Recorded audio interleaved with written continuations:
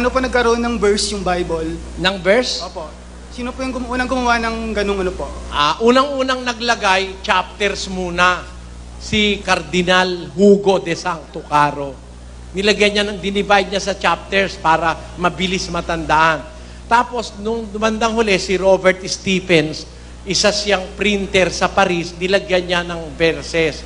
Kaya ang naglagay ng verses, si Robert Stephens, ang naglagay naman chapter, si Cardinal Hugo de Sancto Caro. Kaya nagkaganyan ng Biblia. Nakasama nga yun eh. Nakasama. Hinati-hati nila. Minsan, hinati nila, hindi dapat hatiin.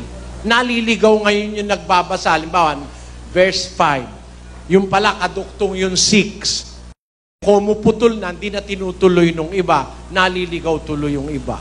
Ganun. Pero, dapat basahin buo. Brother Eli, meron po ako isang katanungan po. Huli na po.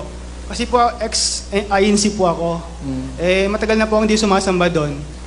Pinapapirma pa ako nila ng parang dokumento na ditiwalag ako. Hindi ko po pinipirmahan.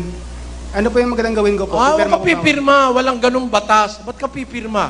Wala kang obligasyon under the law na kung mo ititiwalag ka nila, pipirma ka. Hindi ganun. Yun lang po, maraming Sige, salamat. Salamat po.